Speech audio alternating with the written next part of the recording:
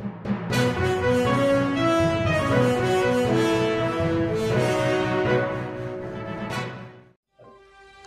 Solapur news मध्ये आपल्या सगळ्यांचं स्वागत.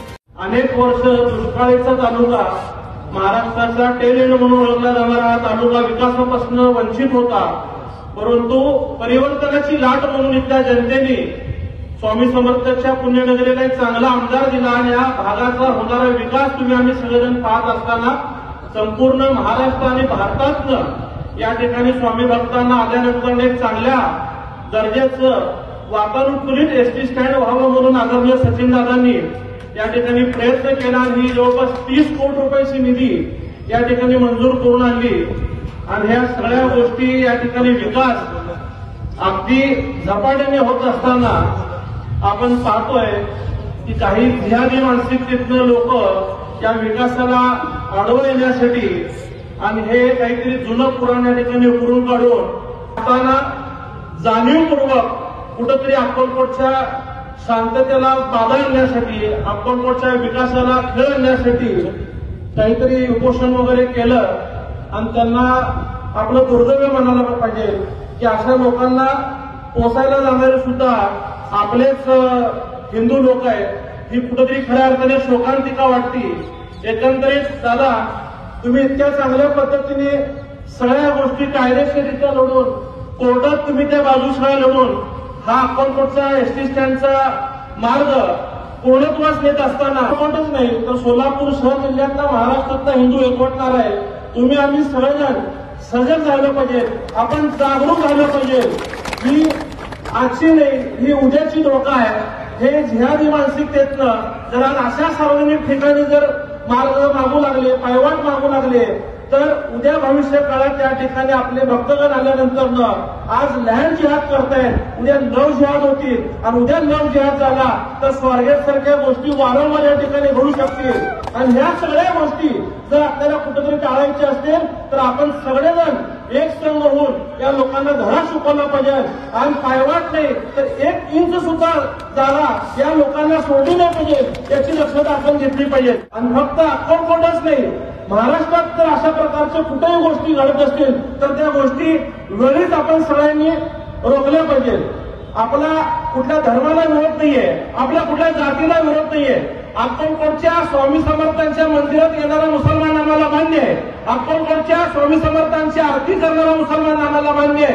परंतु धर्माचं कारण पुढे करून जर कोणी जिहादी मानसिकतेतनं जर इथे शांतता बिघडवण्याचं काम करत असेल तर येणाऱ्या काळात सगळा स्वाभिमानी हिंदू जागा होऊन जशाच तसा उत्तर या लोकांना देईल हा विश्वास मी इथल्या समस्त अक्कलकोटवासियांना देतो. एखाद्या ज्यावेळेस आपल्या गावाचा विकास होत असतो त्यावेळेस प्रत्येकाने आपलं राष्ट्रप्रथम ही भावना ठेवली पाहिजे. आज तुम्ही अक्कलकोट तालुक्यातले अनेक लोक सोलापूरच्या बाजारपेठेला येतात. सोलापूरला बाजारपेठेला आल्यानंतर तुम्ही ज्यावेळेस मधला मारुतीला जाता तर आताच्या नव्या पिढीला सोलापूरचा मधला मारुती हा एका कोपऱ्याच्या बाजूला मंदिराला दिसेल. का तो बदल झाला? कधी काळी तिकडचा मारुती सुद्धा चौकाच्या मध्यभागी होता, परंतु ज्यावेळेस महापालिकेला वाटलं की हे शहराच्या विकासासाठी गरजेचं आहे त्यावेळेस तिकडच्या हिंदू भावनेने हिंदू लोकांनी एकत्रित होऊन तो निर्णय घेतला आणि मंदिर चौकाच्या कोपऱ्यात स्थापित झालं.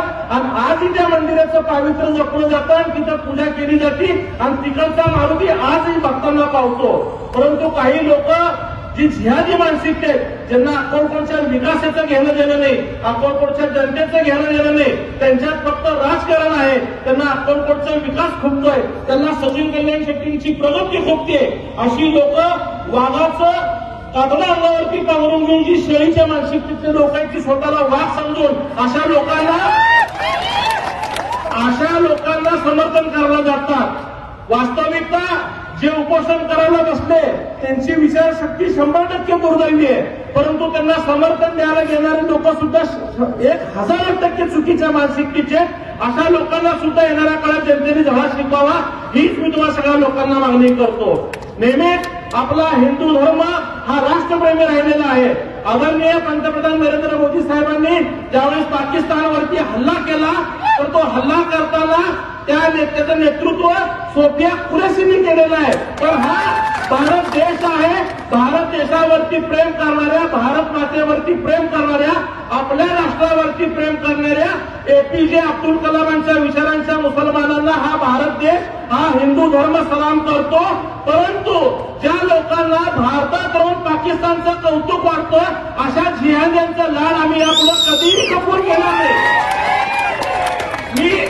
मी इथल्या जनतेला कर्तव्याने विनंती करतो, आम्ही देवेंद्र फडणवीस साहेबांचे सर्व युवा साथीदार, मग गोपी शेठ असतील, सचिन दादा असतील, आम्ही सगळेजण येणाऱ्या काळात तुमच्या सोबत राहूयात. आज या अक्कलकोटच्या सभेला आल्यानंतर ना मला सचिन दादा कल्याण शेट्टींची एक आठवण आवर्जून सांगावीशी वाटते की ज्यावेळेस आमच्या सोलापूर महानगरपालिकेने बीफ मार्केटचं टेंडर पेपरमध्ये प्रसिद्ध केला होता, तर सगळ्यात पहिला जर मला कोणाचा फोन आला तर ते आमदार सचिन कल्याण शेट्टी दादांचा होता. आणि दादांनी मला सांगितलं की हे बीफ मार्केट चालू होता कामा नये, ह्याच्यावरती तुम्ही ऍक्शन घ्या, आयुक्ताशी बोला. ते जर ऐकत नसतील तर आपण वेळप्रसंगी आंदोलन करून ते निर्णय मागे घेण्याला भाग पडूयात. एक हिंदुत्वाचा, हिंदू अभिमानी असलेला माझा एक बंधू सहकारी मला मार्गदर्शन करतो आणि आम्ही तो निर्णय महापालिकेला मागे घेण्यासाठी भाग्य पडतो.